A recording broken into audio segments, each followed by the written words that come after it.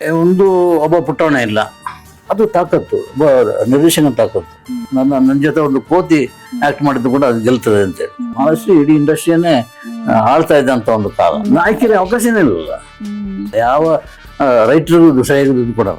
ಅದ್ರ ಹಿನ್ನೆಲೆಯಲ್ಲಿ ಇರುವುದು ವೇಣು, ಛಾಯಾಗ್ರಾಹಕ ತಾರಮನ ಗಂಡ ಗಣೇಶ್. ಇದನ್ನು ಡ್ರಾಪ್ ಮಾಡೋಣ ಬೇಡ, ಇದು ಹಿಂದೆ ನಿಂತಿರುವ ಅಲ್ಲ, ಮುಂದೆ ನಿಂತಿರುವ ಕಷ್ಟ. ಮೊನ್ನೆ ನಡೀತು ಒಂದು ದೊಡ್ಡ ಕಷ್ಟ, ಬದಲಾಗಿದ್ದೀನಿ ಅಂತೇಳಿ ನಂಬರ್ ಒನ್ ಜೋಗಿ. ಗಣಪತಿ ಇದ್ದಾರೆ ಅಂತೇಳಿ ನಾನಿದ್ದೇನೆ ಅಂತ ಗಣಪತಿ. ಆತನೇ ಹೇಳಿದ ಪ್ರಕಾರ ಒಂದು 800 ಕೋಟಿ ಬೆಲೆ ಬಾಳುವಂತ ವ್ಯಕ್ತಿ ಆಗಿದ್ದ ಆತ. ಅಂದ್ರೆ ಬ್ಯಾಡ್ಗಿ ಮೆಣಸಿನಕಾಯಿ ದುನಿಯಾ ವಿಜಯ್. ಮತ್ತೆ ನಿಮ್ಗೆ ನಾನ್ ಕೇಳೋದಾದ್ರೆ, ಅವಾಗ ಮಾಲಾಶ್ರೀ ಅವರಿದ್ರು, ಪ್ರೇಮ ಅವರಿದ್ರು, ಶ್ರುತಿ ಅವರಿದ್ರು, ನಾಯಕ ನಟಿಯನ್ನೇ ಒಂದು ಮುಖ್ಯ ಪಾತ್ರವಾಗಿ ಇಟ್ಕೊಂಡು ಸಿನಿಮಾಗಳನ್ನ ತೆಗಿತಾ ಇದ್ರು. ಮತ್ತೆ ಕಮರ್ಷಿಯಲ್ ಆಗಿ ಅದು ತುಂಬಾ ಸಕ್ಸಸ್ ಆಗ್ತಾ ಇತ್ತು ಸಿನಿಮಾ. ಆ ಕೊರತೆ ಈಗ ತುಂಬಾ ಎದ್ದು ಕಾಣ್ತಾ ಇದೆ ನಮ್ಮ ಕನ್ನಡ ಇಂಡಸ್ಟ್ರಿಯಲ್ಲಿ. ಯಾಕಿರ್ಬೋದು ಅನ್ಸ್ತಾ ಇದೆ ನಿಮ್ಗೆ? ಒಂದು ಒಬ್ಬ ಪುಟ್ಟವನ ಇಲ್ಲ, ಅದು ಆ ಧೈರ್ಯ ಇದ್ದಿದ್ದು ಪುಟ್ಟಣ್ಣನಿಗೆ ಮಾತ್ರ. ಆರತಿ ಅವರು ಏನಾದ್ರು, ಆರತಿ, ಕಲ್ಪನಾ, ಇವರೆಲ್ಲ ಇದರಲ್ಲಿ ಯಾವುದು ಮಾನಸ ಸರೋವರದಲ್ಲಿ, ಪದ್ಮವಾಸಂತಿ, ಇವರೆಲ್ಲ ಬೆಳೆದಿದ್ರೆ ಬಿಕಾಸ್ ಆಫ್ ಪುಟ್ಟಣ್ಣ. ಅವ್ರು ಯಾವತ್ತಿದ್ರು ಕೂಡ ಪುಟ್ಟಣ್ಣನ ಶಿಷ್ಯಂದರು. ಅವರ ಪ್ರೊಡಕ್ಷನ್, ಅವರು ಏನು ಹೇಳಿಕೊಟ್ಟ ಅದನ್ನ ಮಾಡ್ಕೊಂಡು ಬಂದವರು. ಸೊ ನಾಯಕಿ ಪ್ರಧಾನ ಚಿತ್ರ ಯಾವುದು ಶುಭಮಂಗಳ ನೋಡಿದರೆ ಗೊತ್ತಾಗುತ್ತೆ. ಇವನ್ನ ನಾಗರಾವ್ ನೋಡಿದ್ರೆ ಅದರಲ್ಲಿ ನಾಯಕ ಹೌದು, ಅಲ್ಲ ಅಂತಲ್ಲ, ಬಟ್ ಇಬ್ರು ನಾಯಕಿಯರಿದ್ದಾರಲ್ಲ, ನಮ್ಮನ್ನ ಹೆಂಗೆ ಆವರಿಸ್ತಾರೆ ಅಂದ್ರೆ ಅದು ನಾಯಕಿ ಪ್ರಧಾನ ಚಿತ್ರನೂ ಹೌದು. ಅದು ತಾಕತ್ತು, ಒಬ್ಬ ನಿರ್ದೇಶಕನ ತಾಕತ್ತು. ಬೇರೆಯವರಿಗೆ ಎಲ್ರಿಗಿಲ್ಲ, ಅದು ಆ ತಾಕತ್ತಿಲ್ಲ. ಆಮೇಲೆ ಮಾಲಾಶ್ರೀ ಅವರು ಕೂಡ ತುಂಬಾ ವರ್ಷ ಹೌದೌದು ಬಂದ, ಅದು ಬೇರೆ. ಒಂದು 10 ವರ್ಷ ಮಾಲಾಶ್ರೀ ಕನ್ನಡ ಇಂಡಸ್ಟ್ರಿನ ಆಳಿದ್ದು. ಯಾವುದೋ ಒಂದು ಸಂದರ್ಭದಲ್ಲಿ ಆಕೆ ಬಾಯಿ ತಪ್ಪಿ ಅಂದ್ರೆ ಏನೋ ಗೊತ್ತಿಲ್ಲ, ನನ್ನ ಜೊತೆ ಒಂದು ಕೋತಿ ಆಕ್ಟ್ ಮಾಡಿದ್ದು ಕೂಡ ಅದು ಗೆಲ್ತದೆ ಅಂತೇಳಿ. ಆಗ ತುಂಬಾ ಆಕೆ ಜೊತೆ ಹೀರೋ ಆಗಿ ಮಾಡ್ತಿದ್ದು ಶಶಿಕುಮಾರ್. ನಾನು ಶಶಿಕುಮಾರ್ ಹತ್ರ ಕೇಳಿದೆ ಕೀಟ್ಲೆಗೆ, ಅಲ್ಲ ಮಾಲಾಶ್ರೀ ಕೋತಿಗಳ ಆಕ್ಟ್ ಮಾಡಿದ್ರು ಅಂತ ಹೇಳುವಾಗ, ನೀನು ಕೋತಿ ನಾನು ನನ್ನ ಇದಾಗಿ ಅಲ್ಪ, ನಮ್ಮ ಸಂಬಂಧ ತುಂಬ ಚೆನ್ನಾಗಿದೆ ಅಂತೇಳಿ ತಿಳಿಸಿಬಿಟ್ರು. ಬಟ್ ಇದ್ದಿದೆಯಲ್ಲ ಗಟ್ಸ್, ಅದು ಮಾಲಾಶ್ರೀ ಇತ್ತು. ನಂಜುಂಡಿ ಕಲ್ಯಾಣದ ಶುರುವಾದ ಅದು ಕಂಟಿನ್ಯೂ ಆಗಿ ಹೋಯ್ತು. ಮಾಲಾಶ್ರೀ ಇಡೀ ಇಂಡಸ್ಟ್ರಿಯನ್ನೇ ಆಳ್ತಾ ಇದ್ದಂತ ಒಂದು ಕಾಲ, ದುರ್ಗಿವರೆಗೂ ಆಳ್ತಾ ಇದ್ದ ಕಾಲ. ಹಾಗೆ ಶ್ರುತಿ ಅವರು ಕೂಡ ನಿರ್ದೇಶನ ಸಾಕಷ್ಟು ಇಲ್ಲ ಅಂತಲ್ಲ, ನಾಯಕಿ ಪ್ರಧಾನ ಚಿತ್ರಗಳು ಬಂದಿದೆ, ಬಟ್ ನಾಯಕಿನೇ ಅವಲಂಬಿಸ್ಕೊಂಡು ಮಾಡಿದ ಚಿತ್ರ ಸ್ವಲ್ಪ ಕಮ್ಮಿ ಇದೆ. ಬಟ್ ನಾಯಕ ಪ್ರಧಾನ ಚಿತ್ರಾಂಗ ಅಲ್ವಾ, ಅದು ಹಾಗೆ ಹೋಗ್ತದೆ. ಈಗ ನಾಯಕಿಯರ ಕೊರತೆ ನಿಮ್ಗೆ ಕಾಣಿಸ್ತಾ ಇದೆಯಾ? ಅಂದ್ರೆ ನಾಯಕಿಯರ ಅವಕಾಶನೇ ಇಲ್ಲ ಸಿನಿಮಾದಲ್ಲಿ. ಅದಕ್ಕೆ ಹೇಳಿದ್ದು ಪುಟ್ಟಣ್ಣ ಬರ್ಬೇಕು, ಮತ್ತೆ ನಾಯಕಿಯರಿಗೆ ಅವಕಾಶ ಸಿಗ್ಬೇಕು ಅಂತ ಹೇಳಿ. ಅದನ್ನೇ ಹೇಳಿದ್ದು. ಯಾವುದೇ ನಾಯಕಿಯರು ಇದ್ರೆ, ಈಗ ಬಂದ ಚಿಗುರು ಹೊಡ್ಸೋಂತ ಯಾವುದೇ ನಾಯಕಿಯರು ಇದ್ರೆ, ಅವ್ರ ಥರ ಏನು ನೀನು ಏನಾಗ್ಬೇಕು ಬಯಸ್ತಿದ್ಯಪ್ಪ, ನಾನು ಕಲ್ಪನಾ ಆಗ್ಬೇಕು ಅಂತ ಹೇಳ್ತಾರೆ. ಅದು ಮಾಡೆಲ್. ಕಲ್ಪನೆಗೆ ಸಿಕ್ಕಿದ ಅವಕಾಶ ಇನ್ನು ಯಾರಿಗೂ ಸಿಕ್ಕಿಲ್ಲ. ಕಲ್ಪನಾ ಆಗ್ಬೇಕು ಅಂದ್ರೆ ಪುಟ್ಟಣ್ಣ ಕಣಗಾಲ್ ಅಂತ ಹೇಳ್ಬೇಕು. ಅದು ಪರಿಹಾರ ಅದೇನೆ, ಅದಿಲ್ಲ ಈಗೆಲ್ಲ ಆಗಲ್ಲ. ಅಮ್ಮ ಪ್ರಕಾಶನ ಮತ್ತೆ ಶ್ರೀಮತಿ ಗಾಯತ್ರಿ ಗಣೇಶ್ ಕಾಸರಗೋಡು ಅವರು, ಈ ಕುಟುಂಬ ನಿಮಗೆ ಕೊಟ್ಟಂತ ಬೆಂಬಲ, ಇದ್ರ ಬಗ್ಗೆ ನೀವು ಹೇಳೋದಾದ್ರೆ? ಅಮ್ಮ ಪ್ರಕಾಶನ ನಮ್ಮ ಅಮ್ಮನ ಮನೆ ಅಂತ ನಮ್ಮ ಮನೆಗೆ ಹೆಸರಿದೆ. ಅಮ್ಮ ಪ್ರಕಾಶನ, ನನ್ನ ಕಾರಿನ ಮೇಲೆ ಶಾಂಭವಿ ಅಂತ ಹೆಸರಿದೆ, ಅದು ಅಮ್ಮ, ನನ್ನ ತಾಯಿ ಹೆಸರು, ಅಮ್ಮನ ಹೆಸರು ಶಾಂಭವಿ ಅಂತೇಳಿ. ಸೊ ಎಲ್ಲ ಅಮ್ಮ ಅಂತ ಹೇಳಿದ್ರೆ ನನಗೆ ಅದನ್ನು ಬೇರೆ ಒಂದು ಕಲ್ಪನೆ, ಬೇರೆ ಒಂದು ರೀತಿಯ ಗೌರವ. ಸೊ ಅಮ್ಮ ಪ್ರಕಾಶ್ ಅಂತೇಳಿ ಆ ಥರ ಇಟ್ಟೆ. ಅದು ಮಾಡಲಿಕ್ಕೆ ಕಾರಣ ಅದು ಈಗಿನ ಪಬ್ಲಿಷರ್ಸ್, ಯಾವುದೇ ಇರಲಿ, ಅದು ಹೆಸರು ಹೇಳೋದು ಬೇಡ, ಯಾವ ಪಬ್ಲಿಷರ್ಸ್ ಅಂತೇಳಿ. ದೊಡ್ಡ ಪಬ್ಲಿಷರ್ಸ್ ಎಲ್ಲ ನನ್ನ ಪುಸ್ತಕವನ್ನು ತೊಗೊಂಡ್ರೆ ಡಿಸ್ಟ್ರಿಬ್ಯೂಟ್ ಮಾಡ್ತಾರೆ, ದುಡ್ಡು ಮಾಡ್ಕೊಳ್ಳೋದು ಎಲ್ಲ ಆಗ್ತಾರೆ. ನನಗೆ ದುಡ್ಡು ಕೊಡಲ್ಲ. ನನಗೆ ಅಂತಲ್ಲ, ಯಾವ ರೈಟ್ರಿಗೂ ದುಷಾಯಿಗೂ ದುಡ್ಡು ಕೊಡಲ್ಲ. ಅದರಲ್ಲಿ 50%, ಈಗ 60% ಆಗಿದೆ ಅಂತಾರೆ. 50% ಅವ್ರಿಗೆ ಕೊಡಬೇಕು. ನನ್ನ ಕಾಲದಲ್ಲಿ 50%, 100 ರೂಪಾಯಿ ಪುಸ್ತಕ ಇದ್ದರೆ 50 ರೂಪಾಯಿ ಅವರಿಗೆ. ಸುಮ್ಮನೆ ಅಲ್ಲಿ ಅಂಗಡಿಯಲ್ಲಿ ತೊಗೊಂಡೋದ್ರೆ 50 ರೂಪಾಯಿ ಅವರಿಗೆ. ಆ 50 ರೂಪಾಯಿ ಕೊಡಬೇಕಿದ್ರೆ 2 ವರ್ಷ 3 ವರ್ಷ ನಾನು ಕಾಯಬೇಕು. ಯಾವ ಹಣೆ ಬರ ಅಂತೇಳಿ ಶುರು ಮಾಡಿದ್ದು ನಾನೇ. ಪ್ರಕಾಶ ಮಾಡ್ತೇನೆ ಅಂತೇಳಿ ಅಮ್ಮ ಪ್ರಕಾಶನ್. ಅದರಲ್ಲಿ ಮಾಡಿದ ಶುಭಂ ಬಂತು, ಒಂದು ಕಲ್ಪನೆ ಬಂತು. ಅಂದರೆ ಅಲ್ಲೇನು ಎದೆ ಬಗಿತಾರೋ ಅದು ಕನ್ನಡ ಚಿತ್ರದಿಂದ ಎದೆಯನ್ನು ಬಗೆದುಕೊಂಡು ಪುಸ್ತಕ ಬರೋದು ಅಂತ ಆ ಕಲ್ಪನೆಯಲ್ಲಿ ಮಾಡಿದ್ದು ಶುಭಂ ಅಂತೇಳಿ. ಅದಕ್ಕೆ ಬೇರೆ ಟೈಟ್ಲ್ ಇತ್ತು ಆ ಪುಸ್ತಕಕ್ಕೆ, ಕೊನೆಯ ದಿನಗಳು ಅಂತ ಹಾಗೇನೋ ಇತ್ತು. ಅದನ್ನು ಪುತ್ತೂರಿನ ಒಬ್ಬ ಗೆಳೆಯ ಇದು ಮಾಡಿ ಶುಭಂ ತಳಿಡಿ, ಅದು ಸಿನಿಮಾದ ಕೊನೆಯ ತೋರಿಸುವಂಥ ಇದು. ಸೊ ಶುಭಂ ತಳಿಡಿ ಅಂತ ನಂಗೆ ಭಾರಿ ಇಷ್ಟ ಆಯಿತು ಶುಭಮ್. ಸೊ ಹಾಗೆ ಇಟ್ಟ ಅದು. ಅದಂತೂ ಅದ್ಭುತ ಯಶಸ್ಸನ್ನ ಕಾಣ್ತಾ. ಅದು ತುಂಬ ಅಂದರೆ ತುಂಬ ನನಗೆ ನನ್ನ ನಿರೀಕ್ಷೆ ಮೀರಿ ಅದಕ್ಕೆ 750 ರೂಪಾಯಿ, 900 ಪುಟ 750 ರೂಪಾಯಿ ಇಟ್ಟಿದ್ದೆ. 750 ರೂಪಾಯಿ ಇಟ್ಟಿರೋ ಕಾರಣ ಏನಂದರೆ ಅದನ್ನು ಇಂಡಸ್ಟ್ರಿಗೆ ಮಾರೋಣ ಅಂತೇಳಿ. ಈ ಸಾಮಾನ್ಯ ಓದುಗನಿಗೆ ಸಾಧ್ಯ ಇಲ್ಲ. 750 ರೂಪಾಯಿ ಇಟ್ಕೊಂಡು ಯಾವುದೇ ಬುಕ್ ಸ್ಟಾಲಿಗೆ ಹೋದ್ರೆ 10 ಪುಸ್ತಕ ತಗೋಬಹುದು, ಪರ್ಚೇಸ್ ಮಾಡ್ಬೋದು. ಅಂತಲ್ಲಿ ಇದು ಒಂದು ಪುಸ್ತಕದೊಳಗೆ ಯಾರು ಬರ್ತಾರೆ ಅಂತೇಳಿ ಇಂಡಸ್ಟ್ರಿಯವರಿಗೆ ಮಾಡಿದ್ದು. ಯಾರೋ ಒಬ್ರು ಉಮಾಶ್ರೀ ಸಿಗ್ತಾರಪ್ಪ, ಅವರು ಪರ್ಚೇಸ್ ಮಾಡ್ತಾರೆ, ಈ ಒಂದು ಆಸೆಯಿಂದ ಮಾಡಿರೋದು. ಬಟ್ ಇಂಡಸ್ಟ್ರಿಗೆ ಹೋಗೇ ಇಲ್ಲ ಅದು, ಇಲ್ಲೇ ಸೇಲ್ ಆಗ್ಬಿಡ್ತು. ಲೈಬ್ರರಿಗೆ ಹೋಯ್ತು, ಅದು ಎಲ್ಲ ಬೇರೆ ಬೇರೆ ರೀತಿಯ ಹೆಸರು ಮಾಡ್ತಾರೆ ಶುಭಮ್. ನನಗೆ ಗೊತ್ತಾಗಿಲ್ಲ ಆ ಮಟ್ಟಕ್ಕೆ ಹೋಯ್ತು ಅಂತೇಳಿ. ಅದು ಒಂದು ರೀತಿಯಲ್ಲಿ ನನ್ನ ಲೈಫ್ ಬಯೋಗ್ರಫಿ ಹೌದು ಮತ್ತು ಚಿತ್ರರಂಗದ ಬಯೋಗ್ರಫಿ ಹೌದು, ಎರಡು ಸೇರಿಸ್ಕೊಂಡು ಮಿಕ್ಸ್ ಮಾಡ್ಕೊಂಡು ಮಾಡಿರೋದು. ಅದರ ಹಿನ್ನೆಲೆಯಲ್ಲಿ ಇರೋದು ವೇಣು, ಛಾಯಾಗ್ರಾಹಕ ತಾರಮ್ಮನ ಗಂಡ. ಆತ ನನ್ನ ಹಳೆಯ ಫ್ರೆಂಡ್. ಅವರು ಒಂದು ಸಿನಿಮಾ ಮಾಡುವಂತ ಹೊರಟರು. ಯಾವ ಸಿನಿಮಾ? ನಾನೊಂದು ಪುಸ್ತಕ ಓದಿದ್ದೀನಿ, ಸೀತಾರಾಮ ಅಂತ ಬರ್ತಿದ್ದು, ಕಲ್ಪನಾ ಲೈಫ್ ಸ್ಟೋರಿ. ಕಲ್ಪನಾ ಬಗ್ಗೆ ಒಂದು ಸಿನಿಮಾ ಮಾಡೋಣ ಅಂತೇಳಿ. ಸುಮ್ಮನಿರಪ್ಪ ಕಲ್ಪನಾ ಬಗ್ಗೆ ಅಂತ ಇಬ್ಬರು ಸುಮಾರು ಒಂದು ಹೋಟೆಲ್ನಲ್ಲಿ ಒಂದು 20-30 ಮೀಟಿಂಗ್ ಮಾಡಿದ್ದೆ ಅವನು. ಕೊನೆಗೆ ಒಂದು ಶೇಪ್ ಅಂತ ಇದಕ್ಕೆ ಅದಕ್ಕೆ ಸ್ಕ್ರಿಪ್ಟ್ ಬರೆದೆ, ಎಲ್ಲ ಡೀಟೇಲ್ ಬರೆದೆ. ಆರಂಭದ ನಿರೂಪಣೆ ಎಲ್ಲ ಸುದೀಪ್ ಮಾಡೋದು ಅಂತೆಲ್ಲ ತೀರ್ಮಾನ ಆಯಿತು. ಕ್ಯಾರೆಕ್ಟರ್ಗೆಲ್ಲ ಪಕ್ಕ ಆಯಿತು. ತಾರಮ್ಮ ಮಾಡೋದು ಅಂತೇಳಿ. ಆಗ ತೆಳ್ಳಗಿದ್ರು ತಾರಮ್ಮ, ಈಗಲೂ ತೆಳ್ಳಗಾಗಿದ್ದಾರೆ. ಮಾಡಿಸ್ಬೋದು ಮೊನ್ನೆ ಮಾತಾಡ್ತಾ ಹೇಳಿದೆ, ಈಗಲೂ ಶುರು ಮಾಡ್ಬೋದು ಅಂತೇಳಿ. ಬಟ್ ಅದೇನಾಯ್ತು ಸಮಸ್ಯೆ, ಆಗ ಪೂಜಾ ಗಾಂಧಿ ಅಭಿನೇತ್ರಿ ಅಂತ ಮಾಡಿದರು. ಹೋಗೋಯ್ತು, ನಮ್ಮ ಚಾನ್ಸ್ ಹೋಯ್ತು ಅಂತೇಳಿ ಸುಮ್ಮನಾಗ್ಬಿಟ್ರು. ಸುಮ್ಮನಾಗ ಅಷ್ಟರಲ್ಲಿ ಇನ್ನೊಂದು ಸಿನಿಮಾ ಬಂತು, ಒಂದು ತಮಿಳ್ ಸಿನಿಮಾ, ಅದು ಹೆಸರೇನೋ ಇದೆ. ಆ ಸಿನಿಮಾ ನಾನು ನೋಡ್ತಾ ಇದ್ದಂಗೆ ನಾವು ಏನು ಸ್ಕ್ರಿಪ್ಟ್ ಮಾಡಿದ್ದೇವೋ ಸೇಮ್ ನಾವು ಸ್ಕ್ರೀನಲ್ಲಿ ನೋಡ್ತಾ ಇದ್ದೀವಿ. ಮಹಾನಟಿ ನೋಡ್ತಾ ಇದ್ವಿ. ಆ ವೇಣು ಇನ್ನೊಂದು ಥಿಯೇಟ್ರಲ್ಲಿ ನೋಡ್ತಾ ಇದ್ದೇನೆ. ಅಲ್ಲಿಂದಲೇ ಥಿಯೇಟ್ರಿಂದಲೇ ಫೋನ್ ಮಾಡಿದೆ ನನಗೆ, ಗಣೇಶ್ ಇದನ್ನು ಡ್ರಾಪ್ ಮಾಡೋಣ, ಬೇಡ ಇದು ಈ ಸಿನಿಮಾ ಬಿಟ್ಟ ಮೇಲೆ ಸಿಗಿ ಅಂತೇಳಿ. ಅಲ್ಲಿ ಹೋಗಿ ಮಾತಾಡಿದ್ರೆ ವೇಣು ಹೇಳಿದ್ರು, ಒಂದು ಕೆಲಸ ಮಾಡಿ ನಿಮ್ಮ ಲೈಫ್ ಸ್ಟೋರಿ ಬರೀರಿ ಅಂತ. ಹುಚ್ಚ, ನನ್ನ ಲೈಫ್ ಸ್ಟೋರಿ ಓದ್ಲಿಕ್ಕೆ ಯಾರಿದ್ದಾರೆ, ಅದೆಲ್ಲ ಆಗುವಂಥದ್ದಲ್ಲ ಅಂತೇಳಿ ಹಠ ಮಾಡ್ದ. ಇದ್ರ ಹಿಂದೆ ನಾನಿದ್ದೀನಿ, ಏನೇ ಇದು ಸಪೋರ್ಟ್ ಬೇಕಿದ್ರೆ ನಾನು ಮಾಡ್ತೇನೆ, ನೀ ಬರೀಲೇಬೇಕು, ಎಷ್ಟು ಪುಟ ಆದರೂ ಪರವಾಗಿಲ್ಲ ಅಂತ ಒತ್ತಾಯ ಮಾಡಿದರು. ಹಾಗೆ ಶುಭವಾಗಿರು. ಅದು ನಾನು ನನ್ನ ಬಗ್ಗೆ ಅದಕ್ಕಿಂತ ಹೆಚ್ಚಾಗಿ ನನ್ನ ಬಗ್ಗೆ ಶುರು ಆಗುತ್ತೆ. ಆಮೇಲೆ ಎಲ್ಲ ತಾರೆಯನ್ನು ಮಿಕ್ಸ್ ಮಾಡ್ತಾ ಹೋದಾಗೆ ಅದು ಬೇರೆ ಲೋಕ ಪರಿಚಯ ಆಯಿತು. ಆ ಶುಭಂ ಪುಸ್ತಕ ಬರೆದ ಹಿನ್ನೆಲೆಯಲ್ಲಿ ವೇಣು ಇದ್ದಾನೆ, ಬೇರೆ ಬೇರೆ ರೀತಿಯ ಸಪೋರ್ಟ್ ನನಗೆ ಮಾಡ್ದ. ಇದಕ್ಕೆಲ್ಲ ಕುಟುಂಬದ ಹಿಂದೆ ನಿಂತಿರುವ ನಿಮ್ಮ ಶಕ್ತಿ ಗಾಯತ್ರಿ ಗಣೇಶ್ ಕಾಸರಗೋಡು ಅವ್ರ ಬಗ್ಗೆ ನಾನು ಪದೇ ಪದೇ ಹೇಳುವುದೇನೆಂದರೆ, ಹಿಂದೆ ನಿಂತಿರುವ ಅಲ್ಲ, ಮುಂದೆ ನಿಂತಿರುವ. ಯಾವುದೇ ಯಶಸ್ವಿ ಗಂಡಸಿನ ಹಿಂದೆ ಒಬ್ಬರು ಹೆಣ್ಣಿದ್ದಾಳೆ ಅಂತೇಳಿ ಆ ಮಾತ್ರ ಪಾಲ. ನನ್ನ ರೀತಿಯಲ್ಲಿ ನನ್ನ ಗಂಡಸಿನ ಮುಂದೆ ಅಥವಾ ಗಂಡನ ಮುಂದೆ ಆ ಹೆಂಡತಿ ಇರ್ತಾಳೆ ಅಂತೇಳಿ. ಅದು ಗಾಯತ್ರಿ. ನನ್ನ ಎಲ್ಲ ಚೇಷ್ಟೆಗಳನ್ನು, ನನ್ನ ಎಲ್ಲ ಕೋಪ ತಾಪಗಳನ್ನು ಸಹಿಸ್ಕೊಂಡು ಈ 30-39 ವರ್ಷ ನಮ್ಮ ಜೊತೆಲಿದ್ದೀರಿ. ಆವಾಗ ಹೇಗಿದ್ರು ಹಾಗೆ ಅದೇ ಪ್ರೀತಿ ವಿಶ್ವಾಸದಿಂದ ಇದ್ದೀವಿ. ಮಧ್ಯೆ ಫೈಟ್ಗಳು ಇರಬೇಕು, ಇಲ್ಲದಿದ್ದರೆ ಅದು ದಾಂಪತ್ಯ ಆಗಿರಲ್ಲ. ಏನ ಹ್ಞೂ ಅಂತ ಇರ್ತದೆ, ನಿಮ್ದಿಲ್ವಾ? ಇದೆ, ಅದಕ್ಕೆ ಹೇಳಿದ್ದು. ಸೊ ಹಾಗೆ ಅದು ಇರುತ್ತೆ. ಎಲ್ಲ ರೀತಿಯ ಸಪೋರ್ಟ್ ಮಧ್ಯದಲ್ಲಿ. ಪತ್ರಕರ್ತರನ್ನ ನಿಭಾಯಿಸೋದಿದೆಯಲ್ಲ, ಅದು ಬಹಳ ಕಷ್ಟ. ಅದು ಕಷ್ಟ. ಮೊನ್ನೆ ನಡೀತು ಒಂದು ದೊಡ್ಡ ಕಷ್ಟ. ನಿಜವಾಗಿ ಹೇಳ್ಬೇಕು ಅಂತ ಹೇಳಿದ್ರೆ, 50 ವರ್ಷ ದಾಟಿದ ಮೇಲೆ ಯಾವುದೇ ಫಿಲ್ಮ್ ಜರ್ನಲಿಸ್ಟಿಗೆ ಆಯುಷ್ಯ ಇಲ್ಲ. ಆಯುಷ್ಯ ಇಲ್ಲ ಅಂದ್ರೆ ವೃತ್ತಿಯಲ್ಲಿ ಆಯುಷ್ಯ ಇಲ್ಲ, ಮುಗಿತು, ಮೂಲಗುಂಪಾಗ್ಬಿಡ್ತಾರೆ 50 ವರ್ಷ. ನನಗೆ ಈ ವಯಸ್ಸಲ್ಲಿ ಒಂದಷ್ಟು ಜನ ಕರೆದು ಕೆಲಸ ಕೊಡ್ತಾ ಇದ್ದಾರೆ. ನಾನು ಆರಾಮಾಗಿ ಒಪ್ಕೊಂಬಿಟ್ಟೆ. 2-3 ಚಾನಲ್ಗೆ ಬರೆಯುವಂಥದ್ದು. ಮನೇಲಿ ನೋಡಿದರೆ ಬೇರೆ ರೀತಿ ಆಗೋಯ್ತದ್ದು. ಅದು ನನಗೆ ಗೊತ್ತಾಗಿಲ್ಲ.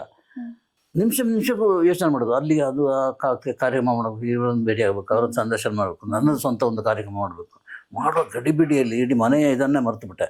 ಆಗ ನಮ್ಮ ಅಲೋಕ್, ಸಣ್ಣ ಮಗ ಮತ್ತು ಸೊಸೆ ಅನುಷ ಎಲ್ಲ ಹೇಳಿಸ್ಕೊಂಡ, ಅಪ್ಪ ನೀವು ಏನು ಬದಲಾಗಿದ್ದೀರಿ ಅಂತೇಳಿ. ನನಗೆ ಗೊತ್ತಾಗಿಲ್ಲ ಬದಲಾಗಿದ್ದೇನು ಅಂತೇಳಿ. ಒಂದು ದಿವಸ ಗಾಯತ್ರಿ ಕೂತ್ಕೊಂಡು ಹೇಳಿದ್ರು, ಫೋನ್ ಮಾಡಿ ಹೇಳಿರ್ಬೇಕು, ನನಗೊಂದು 10 ನಿಮಿಷ ಮಾತಾಡಲಿಕ್ಕೆ ಟೈಮ್ ಕೊಡ್ತೀರಾ ಅಂತೇಳಿ.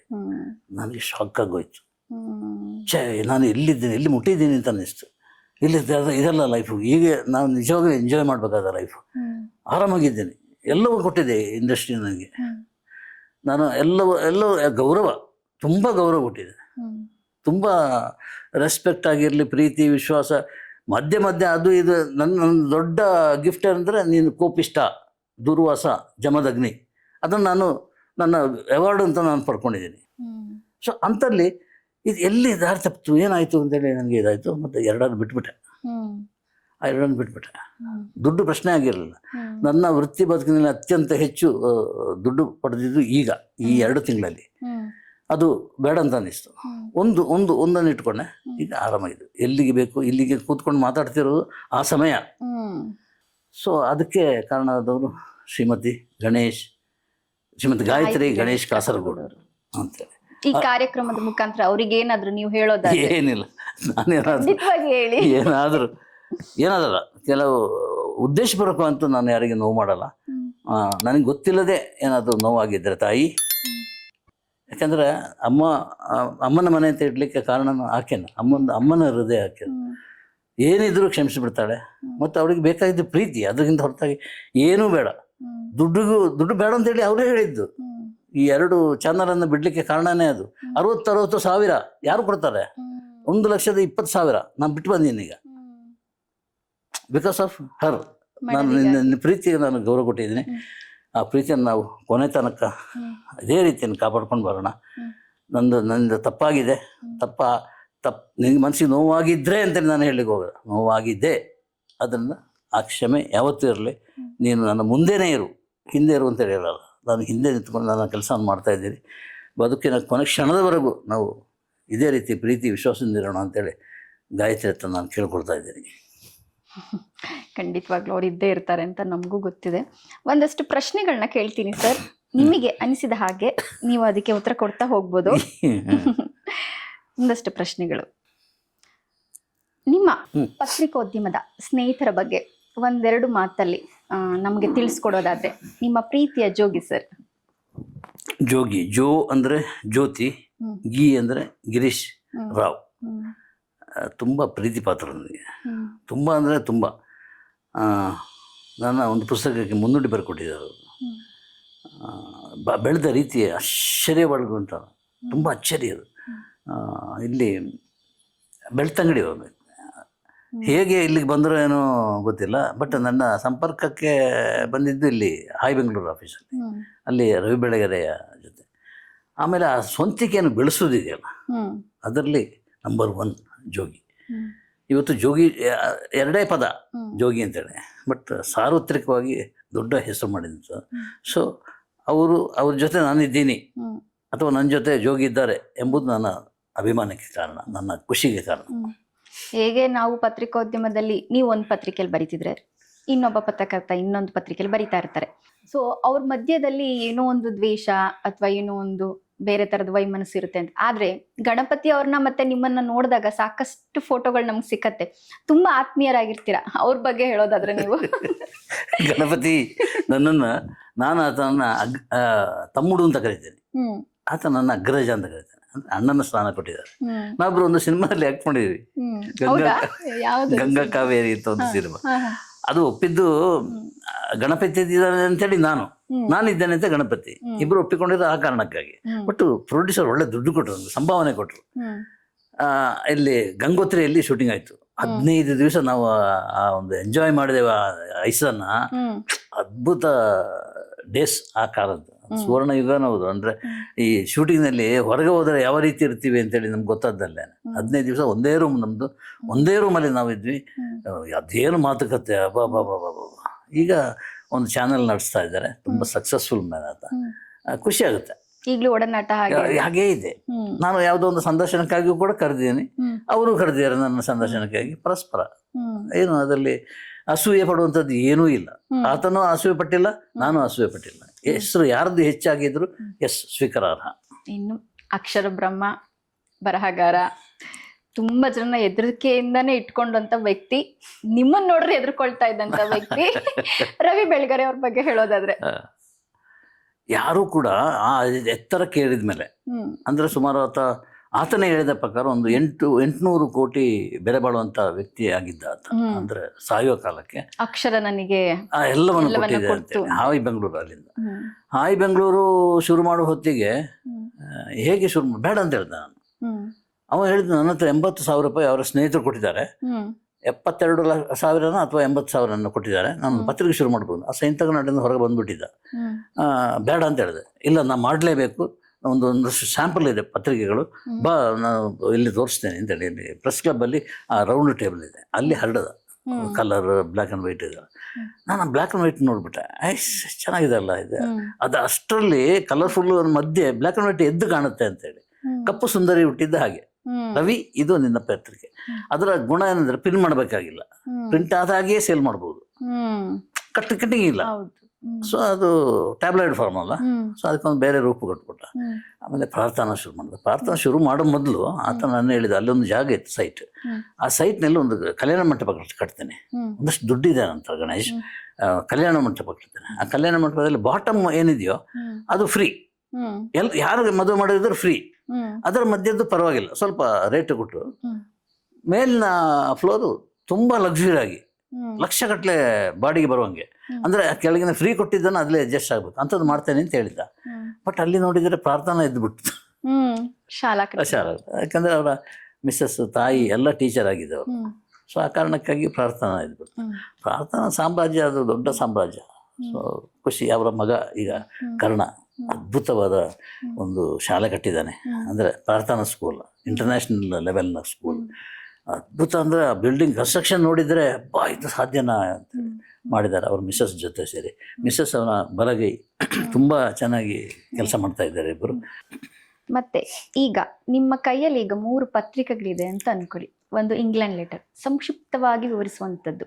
ಇನ್ನೊಂದೊಂದು ಚಿಕ್ಕ ಪೋಸ್ಟ್ ಕಾರ್ಡ್ ಅಥವಾ ಒಂದು ಸ್ಪೀಡ್ ಪೋಸ್ಟ್. ಈ 3 ಕಾರ್ಡ್ಗಳನ್ನ ನಿಮ್ಗೆ ಕೊಟ್ಟರೆ ನೀವು ಯಾರಿಗೆ ಅದನ್ನು ತಲುಪಿಸೋಕೆ ಇಷ್ಟಪಡ್ತೀರಾ? ನಿಮ್ಮ ವಿಷಯವನ್ನ ಹೇಳಿ ಅವರ ವಿಷಯವನ್ನ ತಿಳ್ಕೊಳ್ಳೋಕೆ ಯಾರಿಗೆ ಇಷ್ಟಪಡ್ತೀರಾ? ಒಂದು ಇಂಗ್ಲೆಂಡ್ ಲೆಟರ್ ತುಂಬ ವಿಸ್ತಾರವಾಗಿ ಬರಿಬೇಕು ಅಂದ್ರೆ ಯಾರಿಗೆ ಬರಿತೀರಾ? ಒಂದು ಲೆಟರ್ ಕೊಟ್ಟರೆ ನಾನು ಒಂದು ಕಾರ್ಡ್ ಅನ್ನು ಆಯ್ಕೆ ಮಾಡ್ಕೊಳ್ಳಿ. ಮಾಡ್ಕೊಳ್ಳಿ. ಒಂದು ಕಾರ್ಡ್, ಒಂದೇ ಒಂದು ಇದು ಬರೀತೀನಿ. ಒಂದು ವಿಷಯ. ನನಗೇನಾದರೂ 7 ಜನ್ಮ ಅಂತ ಒಂದು ಇರೋದಿದ್ರೆ, ನಂಬೋದು ಬಿಡೋದು ಆಮೇಲೆ ಪ್ರಶ್ನೆ, ಇರೋದಿದ್ರೆ ಒಂದು ಸಿನಿಮಾ ಪತ್ರಕರ್ತನಾಗಿ ಮಾತ್ರ ನಾನು ಹುಟ್ಟಲಿಕ್ಕೆ ಬಯಸ್ತೇನೆ. ಯಾಕಂದ್ರೆ ನನಗೆ ಅದು ಎಲ್ಲವನ್ನು ಕೊಟ್ಟಿದೆ. ಕೆಳಗಿನ ಒಂದು ಲೈನ್ ಬರುತ್ತದೆ, ಆ 7 ಜನ್ಮದಲ್ಲಿ ಗಾಯತ್ರಿ ನನ್ನ ಬಾಳ ಸಂಗತಿಯಾಗಿರಲಿ. ಖಂಡಿತ. ಎರಡು ಲೈನ್ ಬರಿತೀನಿ. ಸೊ ಇದು ಇಂಡಸ್ಟ್ರಿ ನನಗೆ ಏನೇನು ಕೊಟ್ಟಿದ್ದೆವು ಅದೆಲ್ಲವನ್ನು ಗಾಯತ್ರಿ ನನಗೆ ಕೊಟ್ಟಿದ್ದಾರೆ. ಸೊ ಅದನ್ನು ಬರಿಬೋದು ಅಷ್ಟೇ. ಖಂಡಿತ. ಮತ್ತೆ ಈಗ ನೀವು ಒಂದೇ ವಾಕ್ಯದಲ್ಲಿ ಇವರ ಬಗ್ಗೆ ಹೇಳೋದಾದ್ರೆ, ಅಣ್ಣವರು ಬಿಯಾಂಡ್ ಲಿಮಿಟ್ಸ್. ವಿಷ್ಣುವರ್ಧನ್ ಎಲ್ಲ ಎಲ್ಲೇನೋ ದಾಟಿದವರು, ಅವರಿಗೆ ಒಂದು ಎಲ್ಲೇ ಇಲ್ಲ. ಈ ಶತಮಾನ ಕಳೆದಿರೋ ಅಣ್ಣವರೇ, ದೊಡ್ಡ ಮನೆನೇ. ಎಸ್. ವಿಷ್ಣುವರ್ಧನ್ ಅವರು. ವಿಷ್ಣುವರ್ಧನ್ ಯಜಮಾನ. ಎಸ್. ಸೂಪರ್. ಶಂಕರ್ ನಾಗ್ ಅವರು. ಶಂಕರ್ ನಾಗ್ ಅದಕ್ಕೆ ಒಂದು ಪದ ಬೇಕಪ್ಪ. ಅದಕ್ಕೆ ಪದ ಭಾರಿ ಕಷ್ಟ ಆಗ್ತದೆ, ಯಾಕಂದ್ರೆ ಅದು ಕ್ಲಿಷ್ಟ ಹೆಸರು. ಅದು ಶಂಕರ್ ನಾಗ್ ಅಂತೇಳಿ ಚಡಪಡಿಕೆ ಅಂತ ಹೇಳ್ಬೋದು. ಚಡಪಡಿಕೆ, ಯಾವಾಗಲೂ ಚಡಪಡಿಕೆ. ಅದು ಮಾಡ್ಬೇಕು, ಇದು ಮಾಡ್ಬೇಕು, ಮಲ್ಟಿಟಾಸ್ಕ್, ಅವಸರ. ಫಸ್ಟ್ ಮಿಂಚಿನ ಓಟ ಅಂತ ಹೇಳ್ತಾರೆ ಸಿನಿಮಾ, ಮಿಂಚಿನ ಓಟ ಅದು. ಯಾಕಂದ್ರೆ ಸ್ವತಃ ಅನಂತನಾಗ್ ಹೇಳ್ತಾ ಇದ್ರು, ಇಷ್ಟು ಸ್ಪೀಡ್ ಬೇಡ ಮಾರಾಯ, ಸ್ಪೀಡ್ ಬೇಡ, ಸ್ಲೋ ಅಂತೇಳಿ. ಬಟ್ ಸ್ಪೀಡೇ ಅವರನ್ನ ಬಲಿ ತಗೊಂಡ್ಬಿಡ್ತಾರೆ. ಅಂಬರೀಷು ದೊಡ್ಡಣ್ಣ ಅಂತ ಹೇಳ್ಬೋದು. ಈ ದೊಡ್ಡಣ್ಣ ಅಲ್ಲ, ಅದು ನಿಜವಾದ ದೊಡ್ಡಣ್ಣ. ಯಾಕಂದ್ರೆ ಬೈತಾನೆ, ಬೆಂತಡ್ತಾನೆ, ಸಹಾಯ ಮಾಡ್ತಾನೆ, ಎಲ್ಲಾ ರೀತಿಯ ಒಂದು ಮಿಕ್ಸ್ ಆಗಿದ್ದ ಒಂದು ಗುಣ ಇರುವಂತ ಒಂದು ಕುಟುಂಬದಲ್ಲಿ ಒಬ್ಬ ದೊಡ್ಡ. ಮತ್ತೆ ಒಂದಷ್ಟು ಪದಾರ್ಥಗಳನ್ನ ಹೇಳ್ತೀನಿ. ಅಣ್ಣ ಆಗಿರ್ಬೋದು ಏನೊಂದು, ಅದನ್ನ ನೀವು ಯಾರಿಗೆ ಹೋಲಿಸ್ತೀರಾ ಮತ್ತೆ ಯಾಕೆ? ಮಾವಿನ ಹಣ್ಣು ಗಣೇಶ್. ತುಂಬಾ ಸ್ವೀಟ್. ಮುಂಗಾರು ಮಳೆ ಗಣೇಶ್. ಅದು ಹೀಗೆ ಓಪನ್ ಮಾಡಿದ್ರೆ ಹಾ ಅಂತ ಅನ್ಸೋದು. ಎಸ್. ಹಲಸಿನ ಹಣ್ಣು ದರ್ಶನ್ 100%.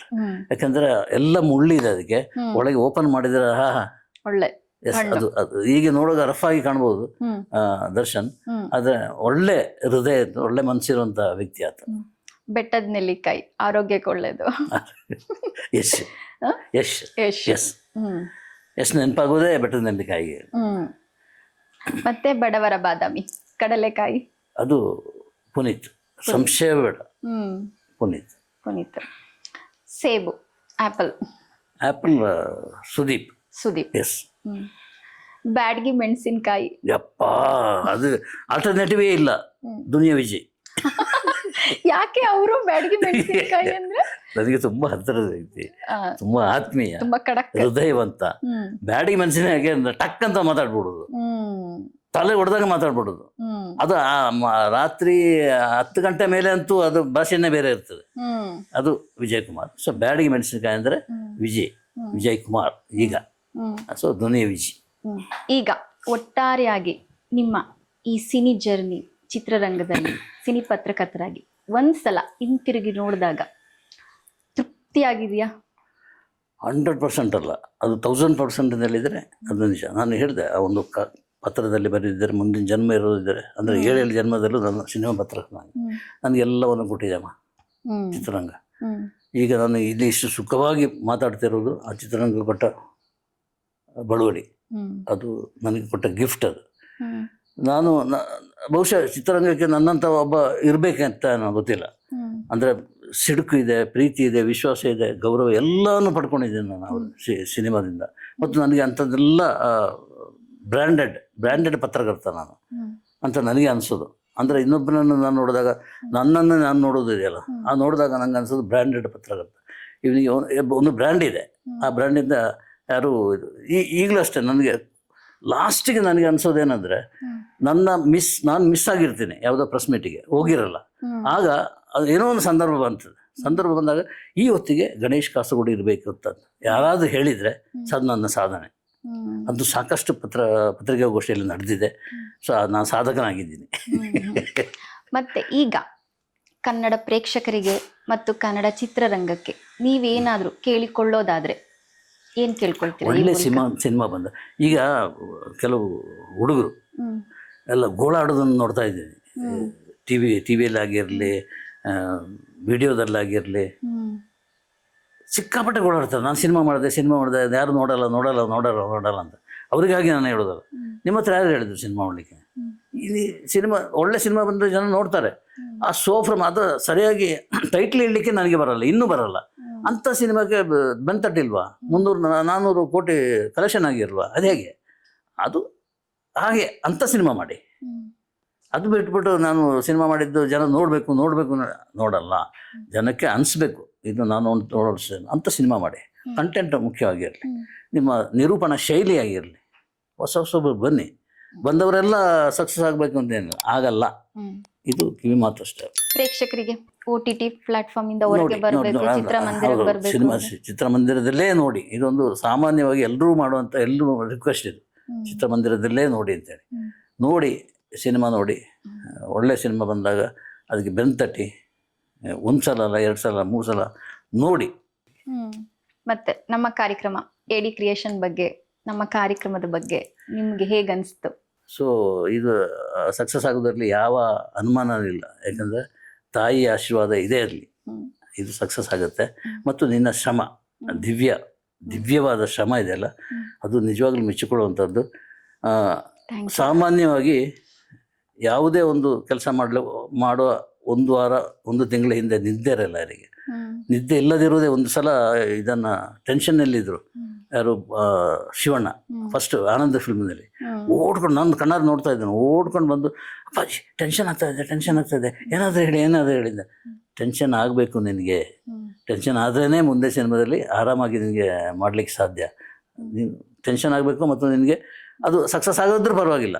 ಆ ಟೆನ್ಷನ್ ನಿನ್ನನ್ನು ಯಾವುದೋ ಎತ್ತರಕ್ಕೆ ತೊಗೊಂಡೋಗ್ತಾನೆ. ಅದನ್ನೇ ನಾನು ಹೇಳ್ತಾ ಇರೋದು ದಿವ್ಯಾ ಭರತನ ಹೆಂಗೆ ಬಿಡೋದು? ಅದು ಇದರ ಹಿನ್ನೆಲೆಯಲ್ಲಿರುವ ದೊಡ್ಡ ವ್ಯಕ್ತಿ ಭರತ್. ಸೊ ಇಬ್ಬರಿಗೂ ಮತ್ತು ಪುಟ್ಟನಿಗೂ ನಾನು ಶುಭ ಹಾರೈಸ್ತೇನೆ.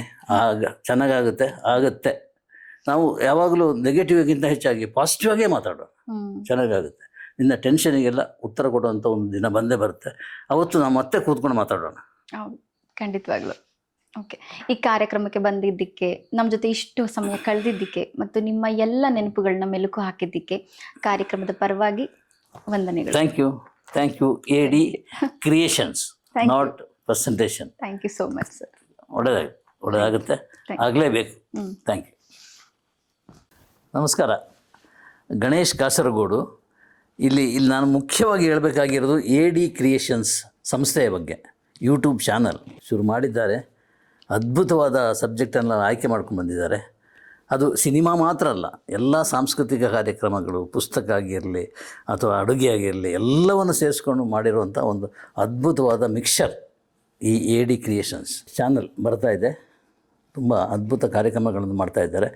ನೀವು ಅವರಿಗೆ ಸಹಕಾರ ಕೊಡಬೇಕು, ಅವರು ಬೆನ್ನು ತಟ್ಟಬೇಕು, ಸಬ್ಸ್ಕ್ರೈಬ್ ಮಾಡಬೇಕು ಮತ್ತು ಬೇರೆ ಬೇರೆ ರೀತಿಯ ಸಹಕಾರವನ್ನು ಕೊಟ್ಟು ಈ ಚಾನಲನ್ನು ಬೇರೆ ರೀತಿಯಲ್ಲಿ ಬೆಳೆಸುವಂಥ ಅವಕಾಶ ಮಾಡಿಕೊಡಿ ಅಂತ ನಿಮ್ಮ ಹತ್ರ ಕೇಳ್ಕೊಳ್ತಾ ಇದ್ದೀನಿ. ದಯವಿಟ್ಟು ಅದನ್ನು ಮಾಡಿ, ಸಬ್ಸ್ಕ್ರೈಬ್ ಆಗಿ ಫಸ್ಟ್. ಸೊ ನಿಮಗೆ ಖಂಡಿತ ನಿರಾಶೆ ಆಗಲ್ಲ ಅಂಥ ಸಬ್ಜೆಕ್ಟನ್ನು ಆಯ್ಕೆ ಮಾಡ್ಕೊಂಡಿದ್ದಾರೆ. ರಾತ್ರಿ ಹಗಲು ಅಂತ ಯೋಚನೆ ಮಾಡದೆ ಕೆಲಸ ಮಾಡ್ತಿರುವಂಥ ಈ ಟೀಮಿಗೆ ನಿಮ್ಮ ಆಶೀರ್ವಾದ ಇರಲಿ. Thank you.